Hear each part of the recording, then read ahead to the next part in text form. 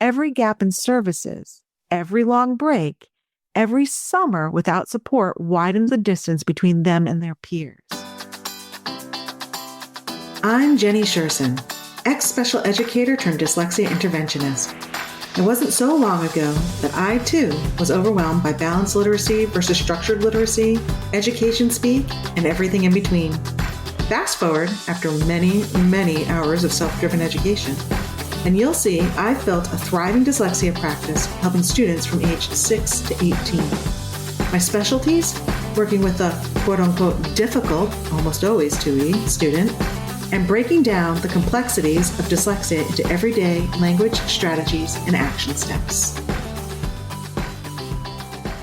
You're sitting in your child's spring IEP meeting. The team has gone through the present levels, the goals, the services, and then someone gets to the ESY section, extended school year, and they move through it in about 30 seconds. We don't think regression is really concerned, so we won't be recommending ESY. Check. Next item, you didn't push back. Not because you didn't care, but because you had no idea there was anything to push back on. That's what we're fixing today. ESY stands for Extended School Year Services, and the first thing I want you to know is what it is not. It is not summer school. It is not the district summer reading program. It is not an enrichment camp or a tutoring referral. ESY is a special education service. It exists under IDEA, the Individuals with Disabilities Education Act, and it's part of your child's right to a free, appropriate public education. When a child qualifies for ESY, those services get written directly into their IEP. It is individualized, just like everything else in the IEP is supposed to be. It is not a program your child gets slotted into. It's a service. The same IEP goals your child has been working on all year, continuing through the summer, with progress still being monitored and reported on. And here's something that surprises a lot of parents. ESY services don't have to happen at school. I've worked with several students who received their one-on-one structured literacy intervention through the summer as an ESY service. We kept meeting online from home on a schedule that actually worked for summer life. The school approved the number of sessions, and we had the flexibility to spread those across the summer in a way that made sense for those families. That kind of flexibility is worth knowing about. Here's something important to understand about why ESY gets 30 seconds at the IEP table. ESY is service-based. That means it's not a teacher and a room full of kids doing worksheets. It means the school has to find and coordinate a qualified service provider, someone who can actually continue working on your child's specific IEP goals. And depending on the district, that might mean contracting someone outside of their regular staff for just a few months in the summer. That is a real logistical and financial challenge for them. So the path of least resistance is to move through that section quickly, cite regression, and close the door before you knew there were other doors to even open. I want to be clear. I'm not saying everyone in that room is acting in bad faith, but I am saying that when you don't know the full picture, you can't ask the right questions. So let's go through it all. First up, regression and recoupment. This is the one you've probably heard. The question it asks is, does your child lose skills over an extended break? And if so, how long does it take them to get it back to where they were? For a lot of kids with dyslexia, this absolutely applies. Decoding, fluency, phonological awareness, these can slide significantly over a long summer without continued support. Next, degree of progress. This looks at whether your child is making meaningful progress towards their IEP goal and whether a long break would significantly disrupt that momentum. Progress that is hard-won and fragile doesn't survive a 10 to 12-week gap the way stronger, more automatic skills might.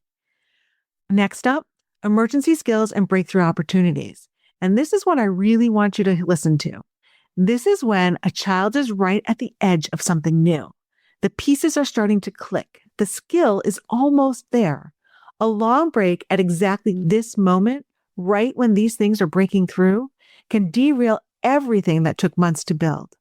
For kids who are finally starting to connect sounds to print, finally starting to decode with any real consistency, this window matters enormously. Nature and severity of disability is next. And here's where I want you to think about something called the Matthew effects. It comes from the world of reading research in special education, and it describes something that happens to struggling readers over time. The name comes from the biblical idea that the rich get richer and the poor get poorer. And that's exactly what happens with reading. Kids who read well read more, learn more vocabulary, build more background knowledge, and keep pulling ahead.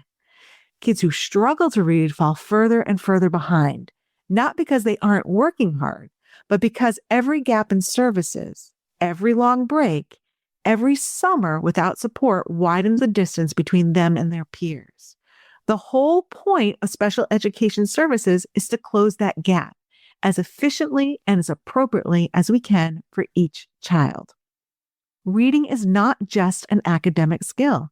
It affects everything, every subject, every job application, every form they'll ever have to fill out. When we talk about the nature and severity of a disability, we are talking about what happens when services stop. We are talking about a gap that gets harder to close the longer it grows. Next up is special circumstances, a broader category that can include medical factors, behavioral factors, or other individual circumstances that make continuity of services especially critical for a specific child. Finally, interfering behaviors. If a child has behaviors connected to their disability that are actively being addressed as part of their program, a long summer without support can cause those behaviors to escalate and make the fall much harder for everyone involved.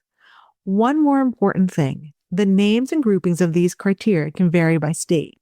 IDEA set the federal foundation, but your state may have its own regulations, its own specific language, its own standards for how ESY eligibility gets determined and delivered. After you listen to this episode, search your state's name and extended school year special education regulations. Know what your state regulations say. That language gives you real power at the table. Here's what I want you to walk away with today. ESY is a required part of your child's IEP meeting, not an afterthought, not optional. The team has to address it. And regression is one of several ways your child might qualify, not the only one.